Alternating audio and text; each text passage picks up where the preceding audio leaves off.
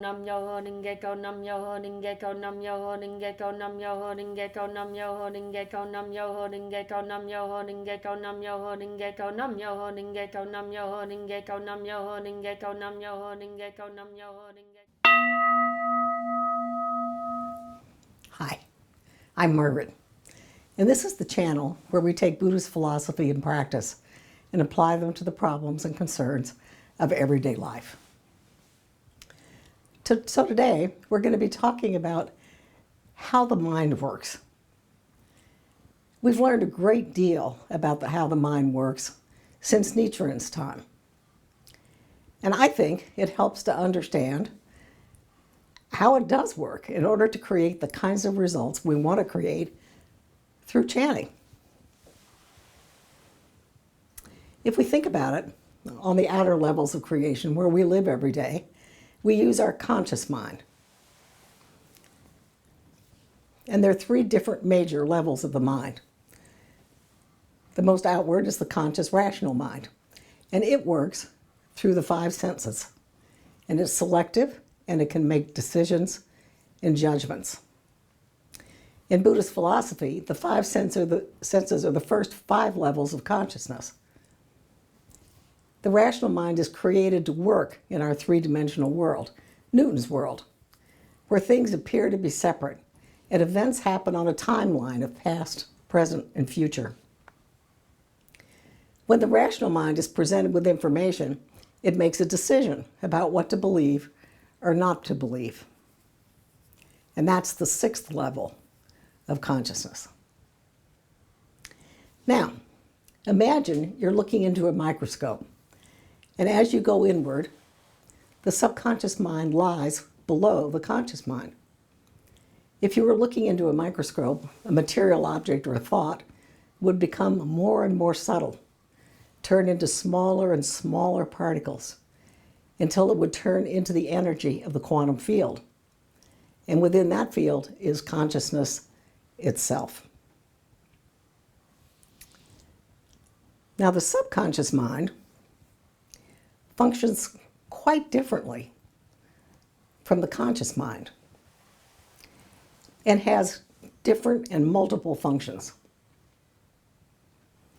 Within the seventh and eighth levels of consciousness, the subconscious runs the systems of the body that are not within conscious control, such as our circulation, our digestion, our breathing. It contains the storehouse consciousness, where the memories of past lives and the seeds of karma are held. And it's also the seat of our sense of individuality. Now, the subconscious, unlike the conscious mind, is not selective and does not make decisions. It takes what the rational mind has accepted and decided to believe, receives those ideas, and then gives form and expression to them through its connections with the intelligent life force, consciousness itself, which is the superconscious level of mind. This relationship is the source of the physical and spiritual phenomena that take form in our lives as our environment, our life conditions. Now, the superconscious mind connects with the subconscious mind and exists within all phenomena. In Buddhist philosophy, it's the ninth level of consciousness. It's been called Nam-myoho Renge Kyo, the intelligent life force, the unified field of consciousness, consciousness itself. Scientists will call it the void of potentiality. It works only in the eternal present and lies within and without everything in creation. Think about it. Consciousness looks out from our eyes. The relationship between the conscious and subconscious minds is like this. The rational mind acts as the gatekeeper to the subconscious. It makes judgments about what to accept and believe. And the ideas that are accepted are then impressed through repetition and feelings on the subconscious mind. The subconscious will accept any idea that the conscious mind gives to it without question. It then goes to work to bring that idea into form in our outer world. And this is the expression of the law of cause and effect, or oneness of life and its environment. Now, ideas can be impressed on the subconscious mind consciously and on purpose, or we can impress an idea on the subconscious mind without even realizing what we're doing. Ideas are impressed on the subconscious mind through repetition and through the medium of our feelings. People have asked me why certain goals don't happen. It might well be that they're only intellectual goals that have no feeling behind them. Goals that we don't want sometimes show up. If we're dwelling on what we don't want, our fears and our worries, then these are what we're impressing on the subconscious. If we don't learn to control these feelings, we can produce undesirable results. I don't say this to scare you. We're doing it all the time unconsciously anyway. Sometimes to our benefit, sometimes not. And it's important that each of us become aware of what we're doing, so that if we wish to, we can change our results and the conditions of our lives. And we can do it on purpose.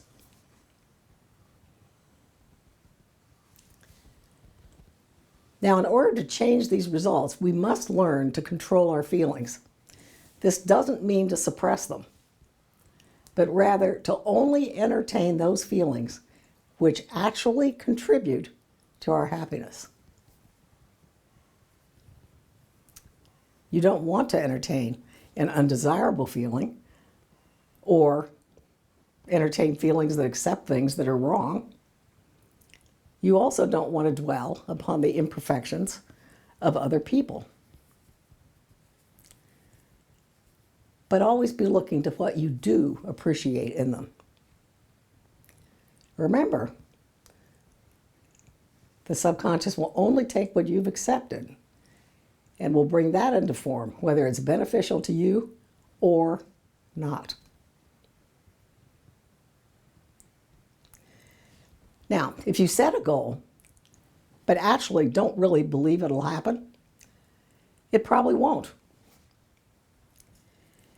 But if you set the goal and then repeat for 30 days that you already have it, initially you're going to doubt it, but then your feelings will start to follow suit and you'll start to believe it. That's when it can begin to take form. You do already have it because you're working in the eternal now. It's only in our three-dimensional world where there's a timeline that it hasn't happened yet. And there is a major challenge. The challenge is to keep our thoughts and feelings in line with our goal before we can see it in our three-dimensional plane. This reminds me of a story about a practitioner married to an Indian man. She went to live in his village. It turned out that he was an alcoholic and created mayhem for the family. She had to deal with the fallout from his behavior, and she was resentful and condemning of it. One day, a member of his family mentioned that she'd noticed that the practitioner only thought negatively about her husband. And having self-awareness, she recognized the truth of what his family member had said. She thought about it and deliberately changed how she spoke and thought about him, appreciating his good qualities and saying nothing about the bad ones. Over time, he started drinking less and less and finally gave it up. He became the man she had married once again. This is why we say, see and feel the goal is already realized in the present. And don't acknowledge any of the circumstances that say otherwise. Remember that in the eternal now of consciousness, it is already done. Now, people have asked me, well, how can I do that? Because it seems like it's in the future. Well, think of something concrete which would say to you that you've achieved your goals.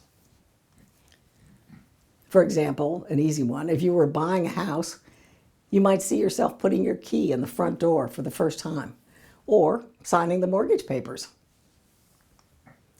If you were applying for a job, maybe you'd get a letter saying congratulations, or maybe somebody would be coming up to you and congratulating you. And how would you feel if you saw your goal completed, accomplished? That's what you want to feel when you're chanting or thinking about your goal. Our desires are not formed in reality until we have the feeling of their reality. And acceptance of the accomplished goal automatically produces the steps toward realizing that end. This is all you need to do. You don't have to know how your goal is going to come about or worry about any difficulties or delay or obstacles in bringing it about. And never try to force it. The subconscious does not respond to force, but to focus and letting the universe handle things.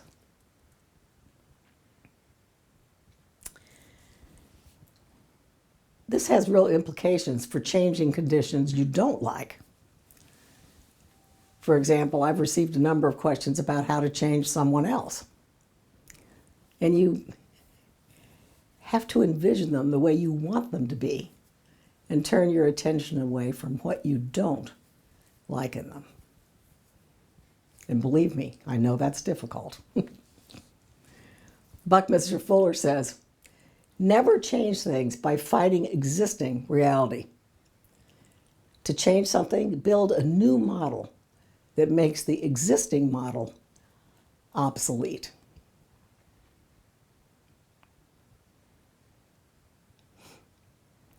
So in summary, we discussed the way the mind works. There's the conscious thinking mind level, the subconscious, and then the superconscious. The conscious mind works through the senses and makes decisions and judgments about what to believe. It then impresses what it believes on the subconscious through repetition and feeling. The subconscious runs the major physical systems of the body, holds the seeds of karma and the memories of past lives, and it's the seat of our sense of individuality. It takes without question what the conscious mind believes and works through its relationship with the superconscious to bring it into form in our lives. In our Buddhist tradition, that would be working through the Buddha nature. The superconscious mind, the life force, Nam-myoho Renge Kyo, lies below the subconscious mind and within everything in creation, and works in conjunction with it to create the conditions and environment of our world.